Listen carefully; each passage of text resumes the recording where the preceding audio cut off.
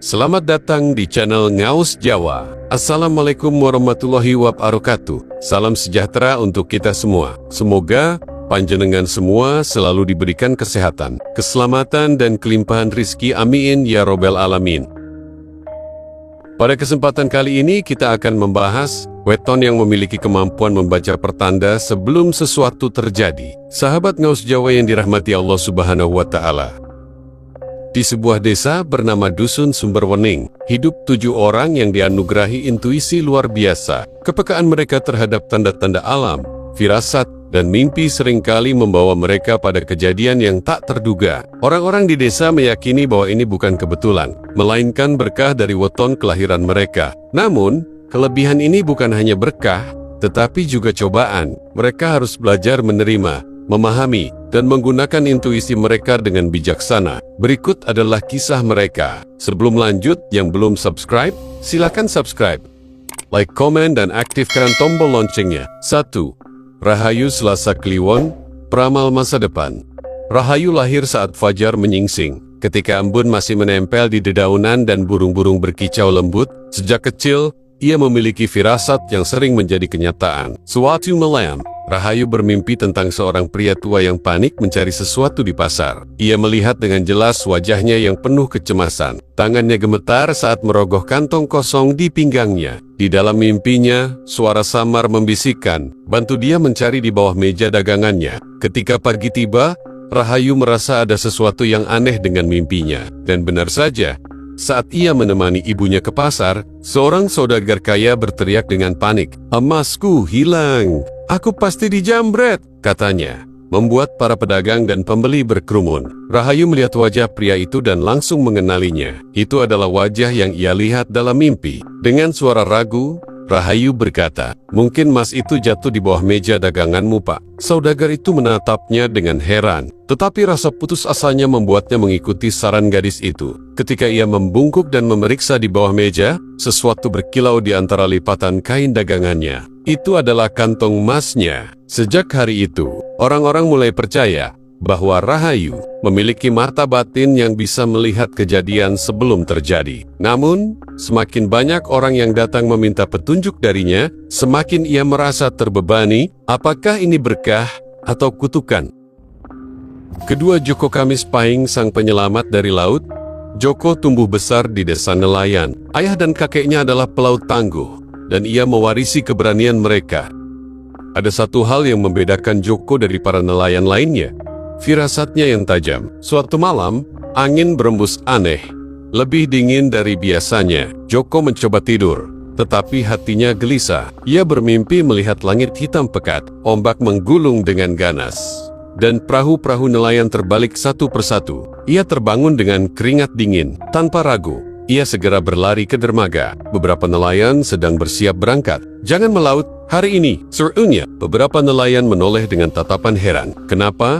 Cuacanya cerah." "Tidak, aku bermimpi buruk. Aku melihat badai besar datang," katanya dengan suara gemetar. Beberapa orang menertawakannya. Mimpi itu hanya bunga tidur. Namun, ada beberapa orang yang mempercayainya. Mereka memilih menunggu. Siang itu, langit tiba-tiba gelap. Angin kencang bertiup, membawa hujan deras dan ombak tinggi. Perahu-perahu yang melaut dihantam gelombang. Banyak yang rusak, beberapa bahkan terbalik. Para nelayan yang selamat mengatakan, "Seharusnya kami mendengarkan Joko." Sejak itu, setiap kali Joko merasakan firasat buruk tentang laut, para nelayan tak lagi mengabaikannya. Namun, semakin besar kepercayaan mereka padanya, semakin berat tanggung jawab yang ia rasakan. Bagaimana jika suatu hari ia salah? Bagaimana jika intuisinya tidak selalu benar?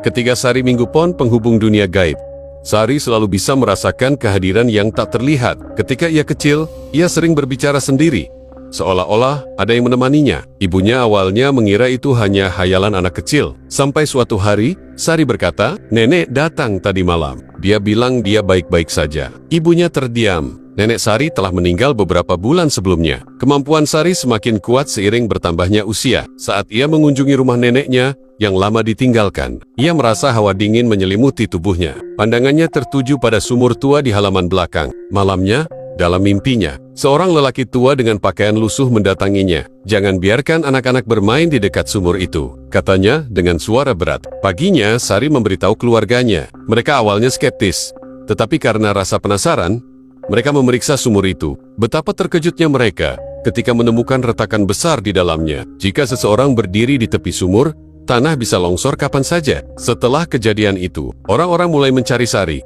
ketika mereka mengalami gangguan mistis. Namun, Sari tahu bahwa melihat dan merasakan hal-hal dari dunia lain bukanlah sesuatu yang selalu menyenangkan. Kadang-kadang, ia berharap bisa menjadi gadis biasa tanpa harus mengetahui hal-hal yang seharusnya tetap menjadi misteri. Keempat, Bagas, Prabu Wage, detektif alami. Bagas adalah wartawan yang punya insting tajam. Ketika mendengar tentang seorang anak yang hilang, ia merasa ada sesuatu yang janggal. Polisi telah mencari selama berhari-hari tanpa hasil. Saat melihat foto anak itu, tiba-tiba Bagas merasa dadanya sesak. Ia menutup matanya sejenak dan membayangkan rumah tua yang pernah ia lihat di pinggir kota. Mengikuti dorongan hatinya, ia pergi ke sana. Rumah itu tampak kosong, tetapi ada sesuatu yang membuatnya merasa tidak nyaman. Ia mendekati pintu belakang dan melihat jejak kaki kecil yang tertinggal di tanah. Bagas segera menghubungi polisi. Ketika mereka mendobrak pintu rumah itu, mereka menemukan anak itu di dalam, menangis ketakutan. Sejak itu, Bagas percaya bahwa intuisinya bukan sekadar kebetulan. Namun, ia juga sadar bahwa mengikuti insting berarti menantang bahaya. Kelima, Ayu Jumat Legi, penyembuh spiritual. Di desa kecil yang dikelilingi sawah hijau, hiduplah seorang gadis bernama Ayu.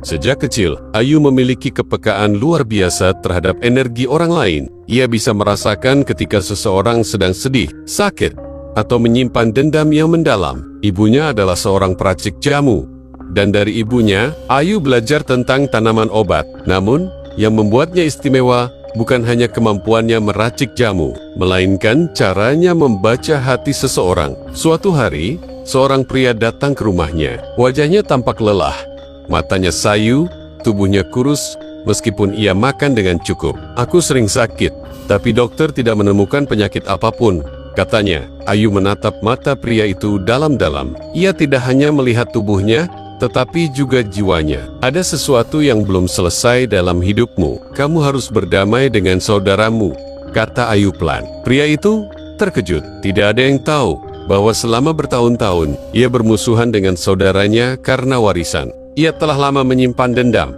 dan kini dendam itu menggerogoti tubuhnya. Dengan ragu, ia mengikuti saran Ayu. Ia menemui saudaranya, meminta maaf, dan menyelesaikan pertengkaran lama mereka. Beberapa minggu kemudian, pria itu kembali ke rumah Ayu.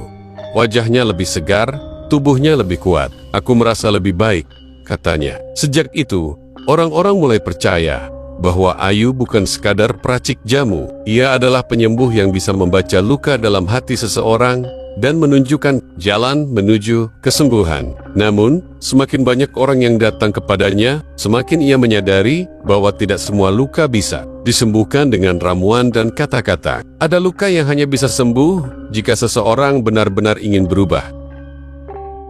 Keenam, Dani Senin Pon, sang pemimpi fisik.